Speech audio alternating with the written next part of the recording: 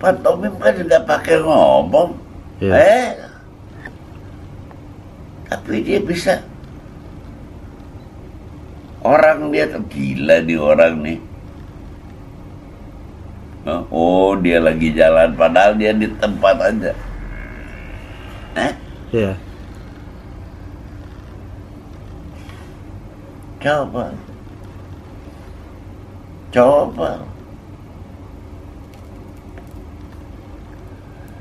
Ini jangan main-main.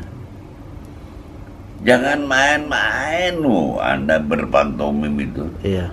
Jangan main-main Anda mengajar pantomim itu. Padahal itu adalah main-main. Iya. Kompleks tapi satu kesatuan ya. Iya. Gitu.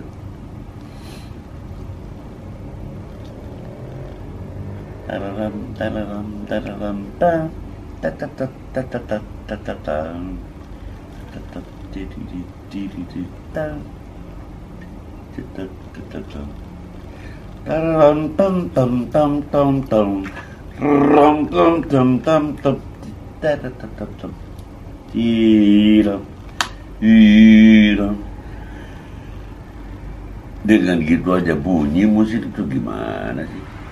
Makanya dari ujung rambut sampai kaki itu mimpin.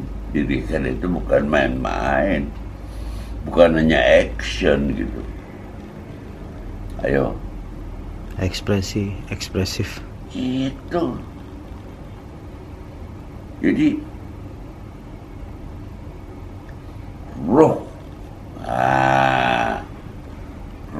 daripada lagu itu digitukan tuh harus sudah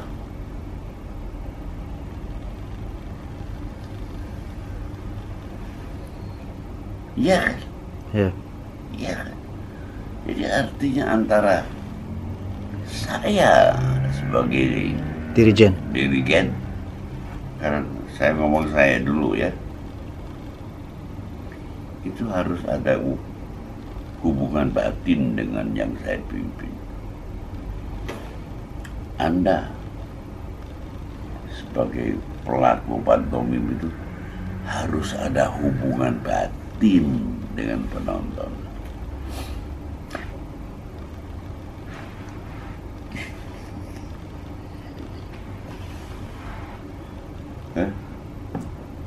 Saya tidak tahu ya, saya bukan pemain pantomim. Iya, tapi betul.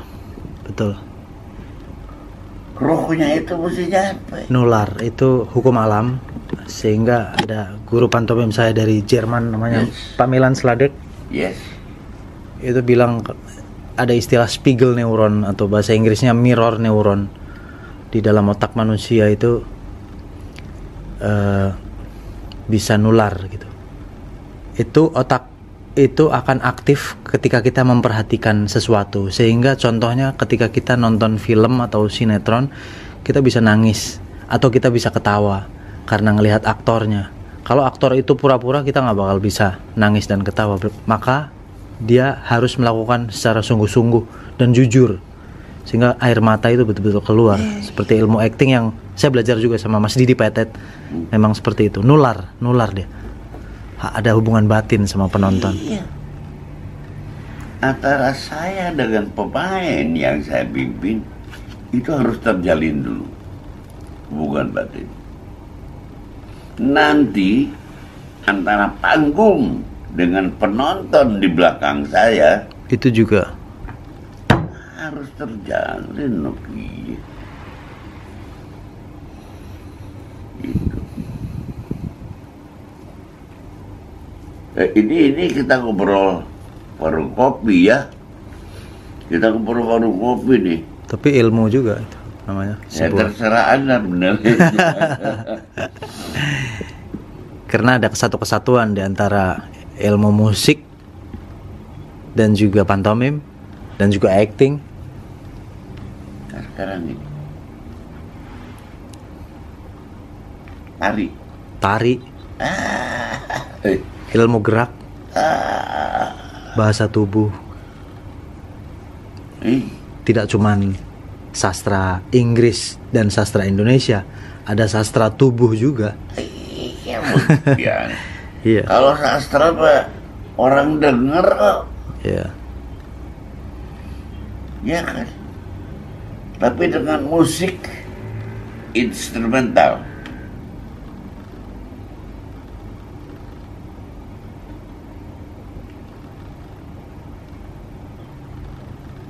Pada hari Minggu itu kan.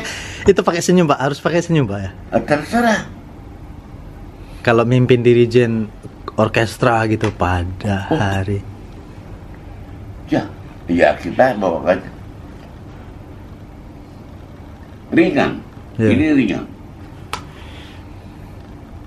Tidak begini.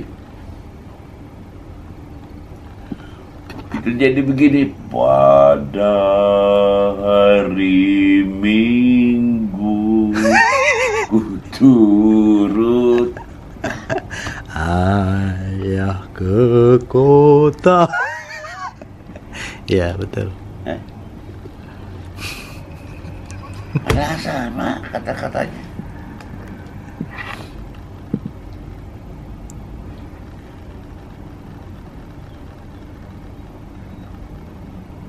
Balonku ada 5, rupa-rupa warnanya. Aduh syukur. Dan mestinya balonku ada 5, rupa-rupa warnanya.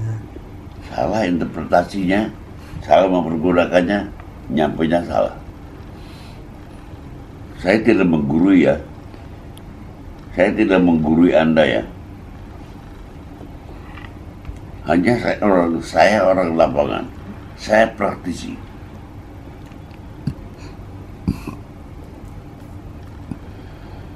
Bahwa senyum itu berarti di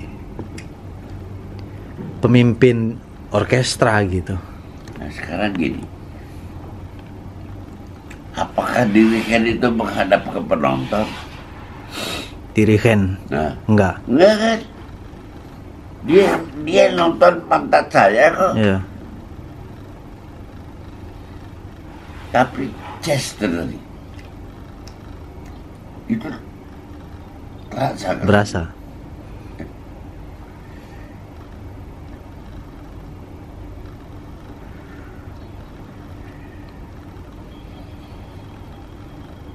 Terasa juga di belakang. Sampai saya bilang gila nih dirigen nih. Pak Obi tahu John Cage Pak ya? John Cage yang di YouTube itu terkenal dia memimpin musik selama 4,33 menit. Judul komposisi lagunya itu di YouTube itu yang ngasih tahu teman saya juga. Tapi yang dia pimpin itu musik orkestra semua, musisi-musisinya, dan partiturnya tidak ada notasi balok. Sepertinya mungkin notasinya istirahat selama 4,33 menit. Jadi 4 menit 33 detik itu sunyi, hening di gedung pertunjukan. Itu komposer musik dan dirigen yang kontroversial memang. Penonton jadi ngelihat kesunyian dan kadang-kadang batuk penontonnya, ada di YouTube. Gitu-gitu aja penontonnya. Tapi setelah itu, setelah 4,33 menit, si musisinya pemegang violin, cello segala macam istirahat, tegang pokoknya saya. Sampai 4 menit, 33 detik hingga selesai. Beliau hormat, penonton tepuk tangan. Luar biasa itu. Saya malah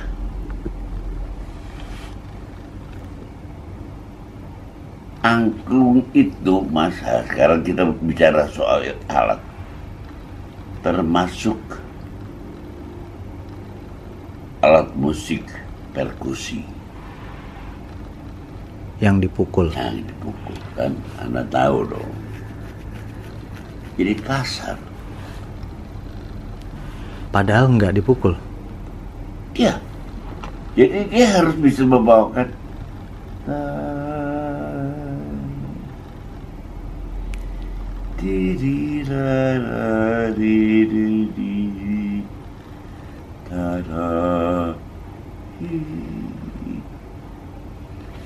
lupa.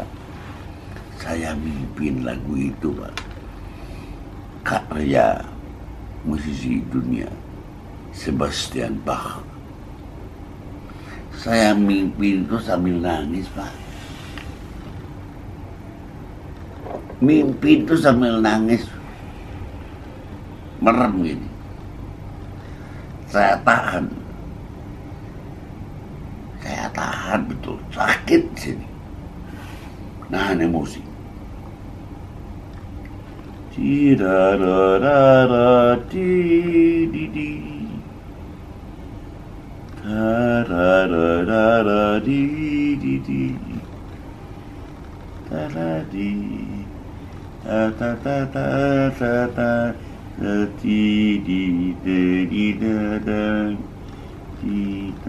Pam pam pam pam pam pam pam pam. Itu di mana, Pak? Eh? Pas memimpin pertunjukan dirigen Bach, Sebastian Bach Di Bandung. di Bandung. Angklung. Angklung. Kalau orkes mah Biasa ya? Ya nggak biasa juga sih. karena gini. Saya pernah mimpin orkes. Orkestra.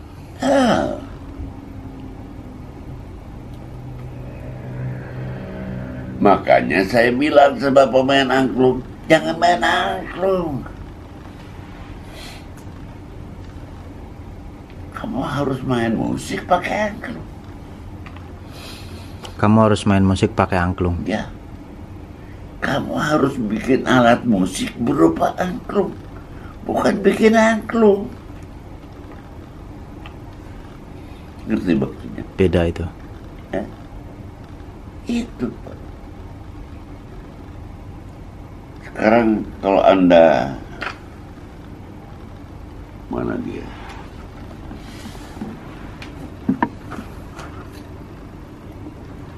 Kelihatan di foto ini. Apa itu? Apa, Pak? Masih Nih. muda ya? Yang kecil ini bukan saya. Nih. Ini di ininya kan? Nah. Apa namanya? Badge-nya ya? Apa namanya itu? Badge of honor. No. Ini adalah nih. Ya itu tuh. Itu lambang apa, Pak? Angklung. Wah, angklung. Oh iya. Astaga. Ya, angklung. Kalau ini kecil ini apa jadi piano? Enggak. Tetap aja angklung. Tetap aja angklung.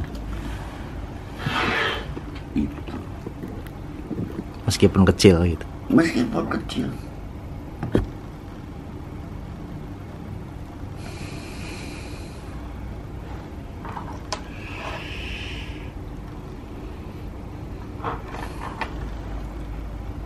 Nah ini kita ngobrol ya. Kita sama-sama orang yang menggeluti seni. Tapi mohon maaf sekali lagi, Mas. Saya tidak mau dikatakan saya menggurui, tidak. Saya bercerita ini berdasarkan pengalaman yang saya alami. Ya. Gitu. Ada karya musik dari Mozart.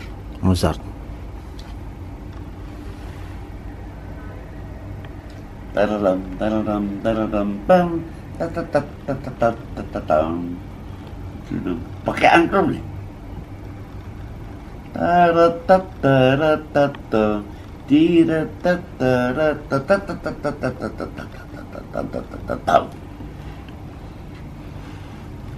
Tempo. Dan itu harus nyambung. Harus nyambung. Kalimat musik itu.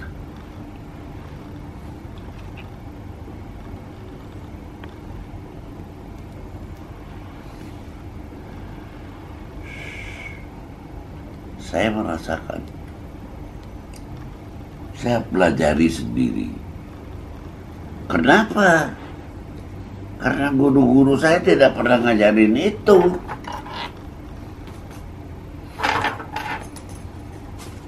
Guru-guru saya tidak pernah ngajarin itu. Kenapa ya begini ya? Oh, kenapa angklung begini ya? Kenapa ini begini ya? Saya cari sendiri. Oh, jadi kalau angklung begini. Oh, kalau saya mimpin choir, paduan suara, saya merasakan semua, Mas Pano. Iya. Saya mimpin paduan suara, saya mimpin Orkestra.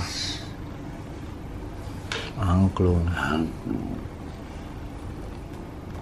Kalau marching band tuh ada, oh enggak, bukan, itu namanya ini ya, beda lagi. Ya itu sebetulnya dirikan. Dirikan juga. Dirikan, Pak. Sutradara. Iya. Nah, sekarang kita tidak bicara angklung, tidak bicara itu, bicara film. Saya bukan orang film. Ada orang mungkin belajar, saya emang enggak. Kenapa ada orang ketemu sama bintang filmnya, sebel gua lihat dia, karena satu saat dia nonton si bintang film itu main memerankan ini, peran yang jahat misalkan, atau peran yang menyebelin gitu. Gua jadi nggak suka sama dia. Antagonis. Itu artinya hebat.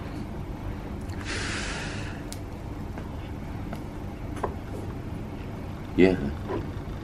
Sampai ada orang yang tergila-gila kan sama artis itu. Apapun artis itu. Bayangin. Sampai nangis-nangis. Dia disalamin tuh sama si penyanyi itu. Waduh. Sambil nangis. Kayak nabi ya. Karena hubungan batinnya itu, Pak. Kuat. Jadi pada waktu dulu dia main dan ditonton, itu nyampe, Pak. Soal si penonton itu sampai bilang, gila nih. Saya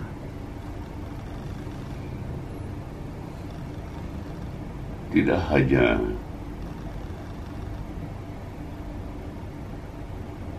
belajar sebagai teori, tapi saya belajar juga di lapangan.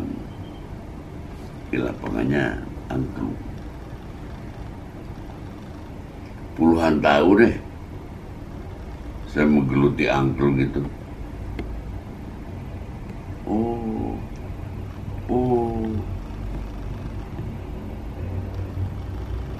Bayangkan. Lagu sama,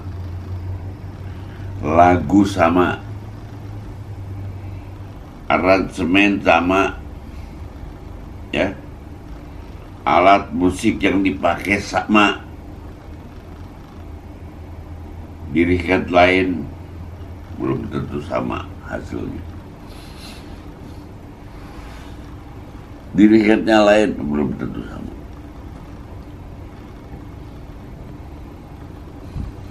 Coba lah, coba Anda rasakan.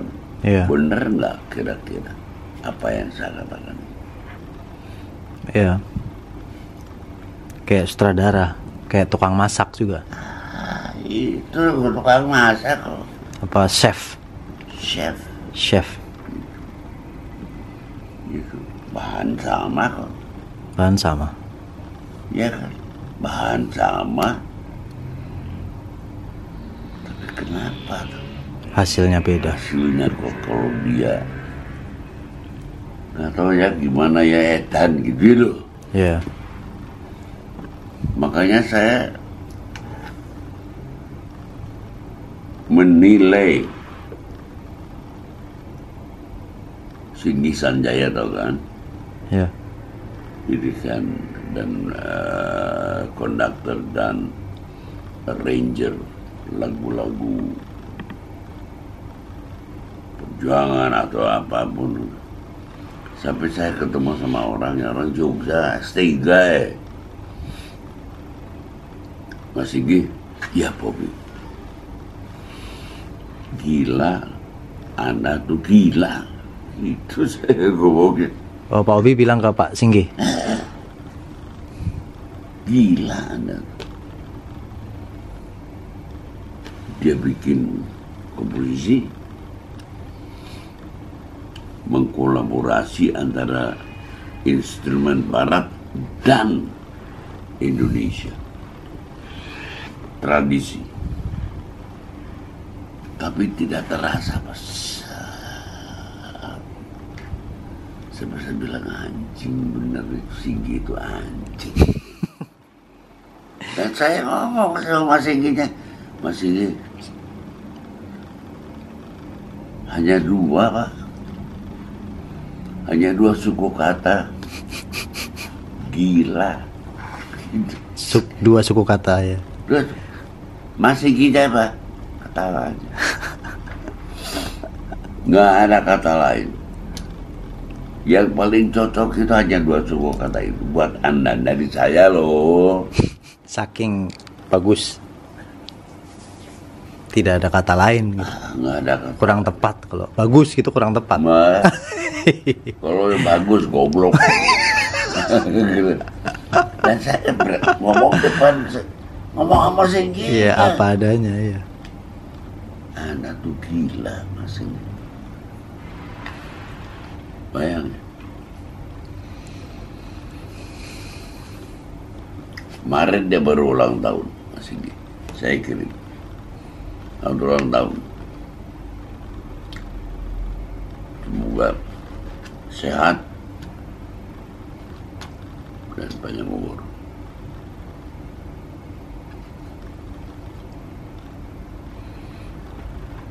Itu banyak Pak dirikan di sini. Bukan berarti saya ini yang paling hebat. Bukan. Ada Adi MS, Erwin Gutawa juga ya.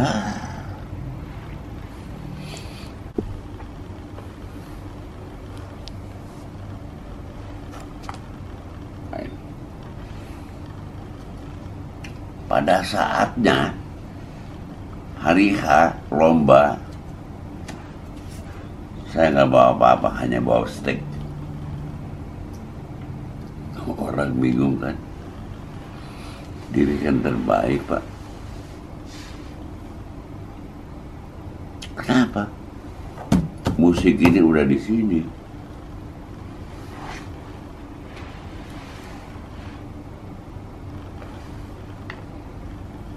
Bayangkan.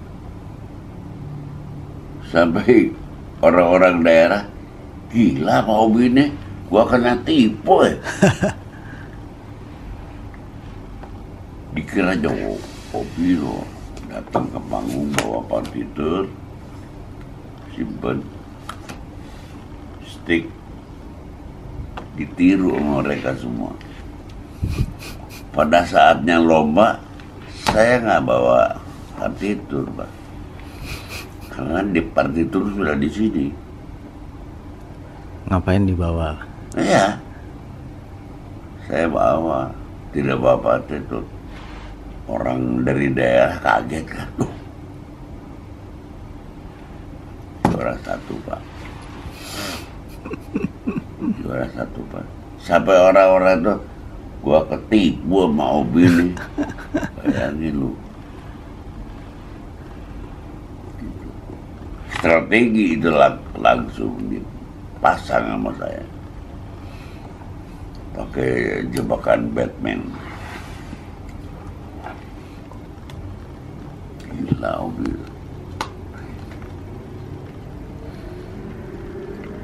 Ya Mas, ampun. Dan saya mau orang lapangan Pak.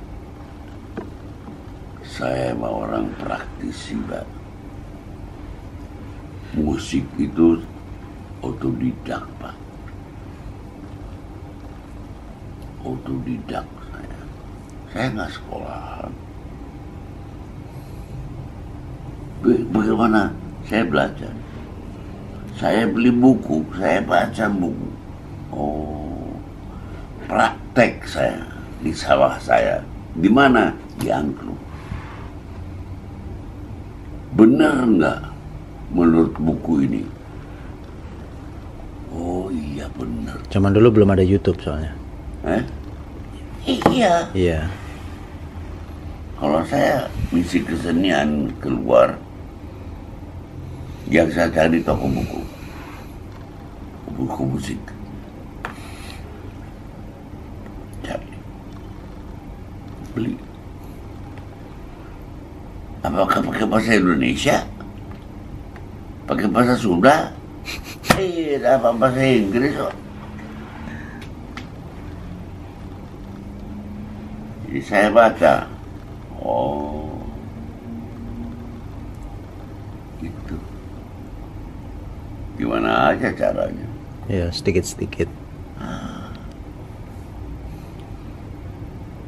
Kok aksi Obi pakai bikin nyusun buku.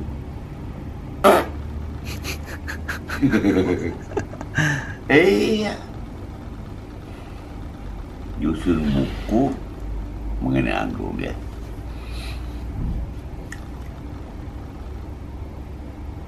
Panduan bermain angklung, kalau kata apa lupa saya judulnya. Iya, Pak Obi ya.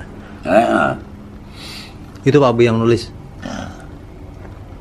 Itu juga terpaksa. Terpaksa Mas. Berarti harus Kenapa harus terpaksa biar turun ilmunya kepada generasi itu menerus. sudah sekian puluh tahun saya ikut memperjuangkan hak cipta mengenai angklung di negara ini Pak. Nggak jadi-jadi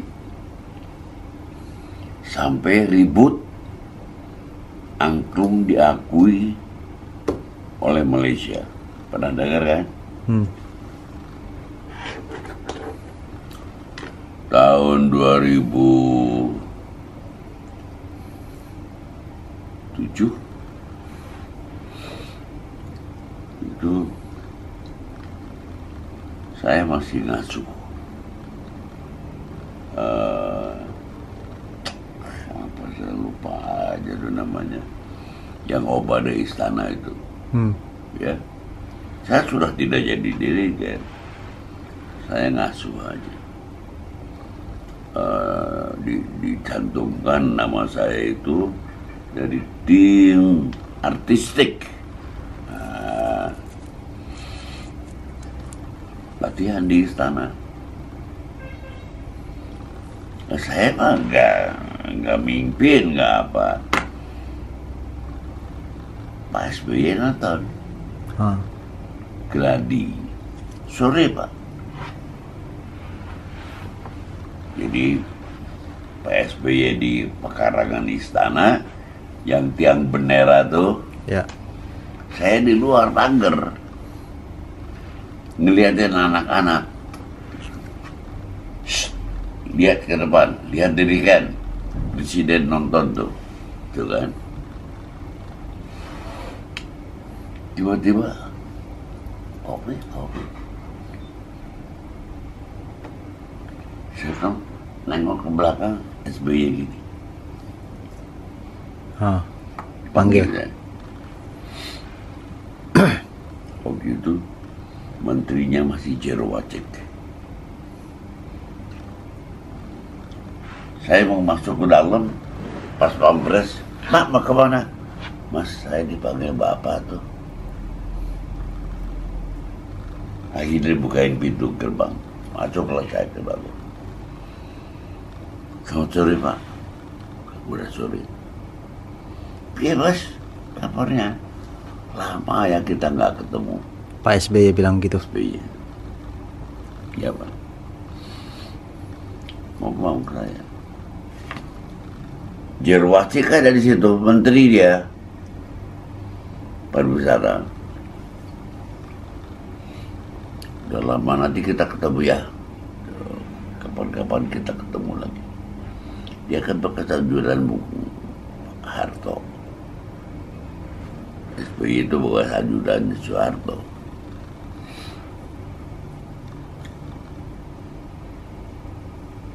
Ceritalah situ sambil ngobrol.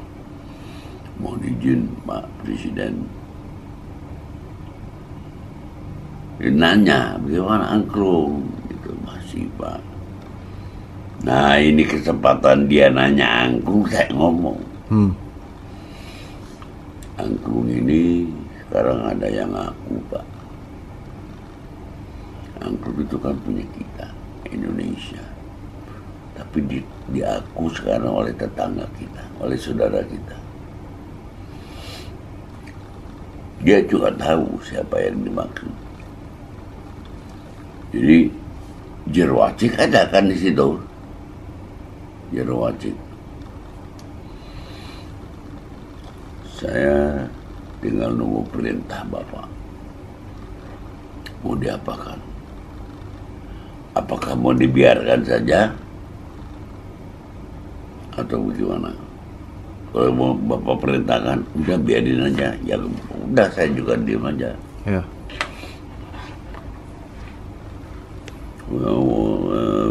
Udah, tidak tahulah urusannya. Satu saat saya diundang Pak Jerowacik. Mas Obi, ini ada duit nih. Coba bikin buku mengenai angklung. Menteri, Pak, nggak bisa Pak, saya bukan tukang nulis. Bisa Mas Obi, nggak bisa Pak, benar. Bisa Mas Obi, ini mau saya bawa untuk memperjuangkan angklung diakui oleh UNESCO. Itu, aduh Pak, bisa, coba deh. Saya nggak janji ya Pak, sama Jerowacik nih. Pulang saya ke rumah, anjing nih gua mesti bikin apa ya? Ya deh, bismillah aja. Nulislah saya. Nulis bagaimana cara bermain angklung dari A sampai Z. Sikap bermain angklung, cara membunyikan angklung. Jadilah buku Panduan bermain angklung. Dicetak sama negara, pakai duit negara kan, cetak 3.000 eksemplar. Dan tidak diperjualbelikan, tidak boleh. Dibagikan untuk semua sekolah. Itu ceritanya.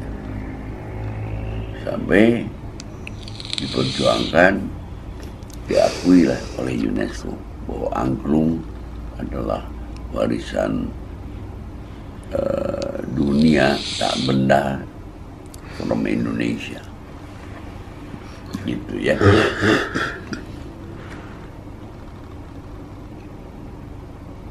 Terus berhasillah angklung diakui oleh dunia.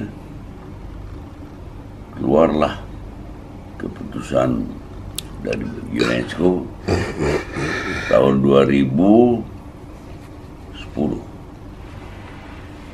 Tahun 2010. 3 tahun kemudian diundang lagi saya sama Jerwati. Mas Obi, ini ada duit lagi nih. Tolong bikin lagi buku angklung. Ya, apaan ini? Bilang. Iya Pak, siap. Kumpulan lagu-lagu angklung yang sudah diaransemen. Jadi itu mungkin karena terpaksa itu. Berarti rumusnya memang dari kata terpaksa itu, kata dasarnya paksa dan harus dipaksa emang. Ya. Karena Pak Obi juga menghormati Pak Jerwati itu juga kan, jadi sehingga harus bikin untuk negara juga. Ya, dan saya berpikirnya buat negara. Iya. Apa saya dikasih duit dari hasil itu? Oh, dari duit dari mana? Dijual juga enggak. Iya, itu dicetak negara dan dibagikan gratis untuk ke sekolah-sekolah gratis. Tuh untuk doa Pak Obi juga. Ya, tapi saya itu masih kurang, Pak. Masih ada lagi, pasti kita punya kegelisahan baru. Saya masih banyak utang buat negara ini. Nah, kemarin dengan yang tadi saya lihat sama Mas Budi itu, keroncong harus S3 ya. Awas, enggak Pak. Kalau enggak, ini enggak saya kasihin kamu. Buku-buku itu. Saya kembalikan lagi sama Mas Abang. Siap. Saya janji. Dengar semua ya. Dengar ya, saksi lo. Di depan bininya dia, di depan bini saya, depan anaknya dia. Dengar ya. Bapak kamu udah janji. Harus jadi S3. Kalau nggak saya kembalikan. Makanya di dalam WA saya ke Pak Sabto, Mas Sabto, kiriman emasnya sudah saya terima. Emas, Pak. Padahal buku. Ya. Kiriman emasnya sudah saya terima. Mohon izin, mohon restu, saya diizinkan untuk menjaga nama besar Kusbini. Pak Kusbini. Nah, itu.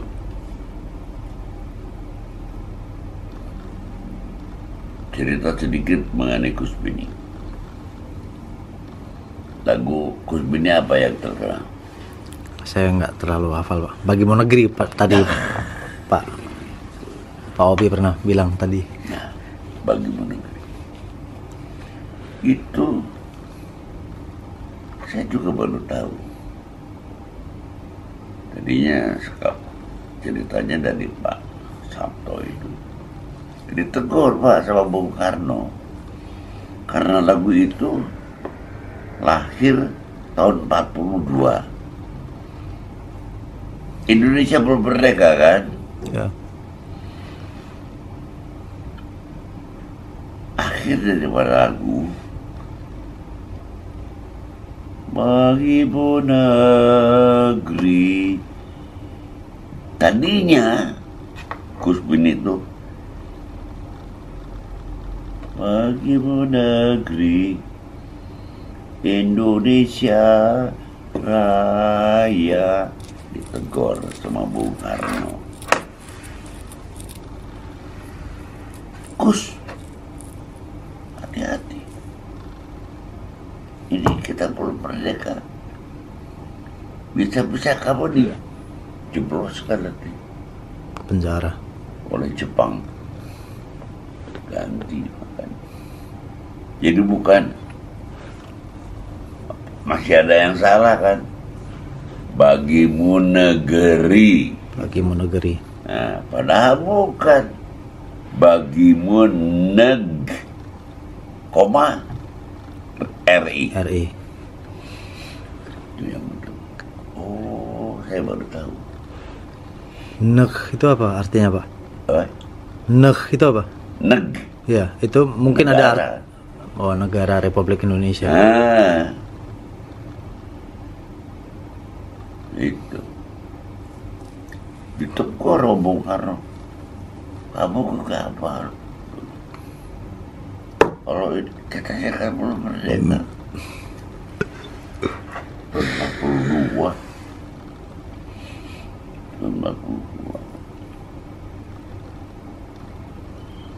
Jadi Mas Banon, saya alhamdulillah masih diberikan kepercayaan oleh bangsa ini, oleh negara ini, khususnya oleh pemerintah. Saya mesti dipercaya orang. Dengan usia sekian saya masih, si kakek ini masih Bermanfaat. masih diajak. Apakah ada lagi orang?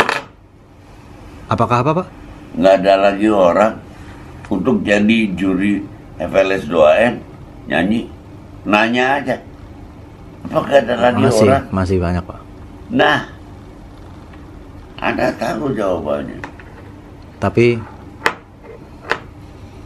kebijaksanaannya, kedewasaannya, dan itu tadi yang kita obrolin tentang hubungan batinnya belum tentu seperti Pak Obi gitu. Ya itu kan bukan saya yang minta, Pak. Bukan. Siapa? Ya Tuhan Yang Maha Esa, Allah Subhanahu wa taala memberikan jalan ya. Iyalah. Sama seperti saya, masih banyak orang yang lebih ahli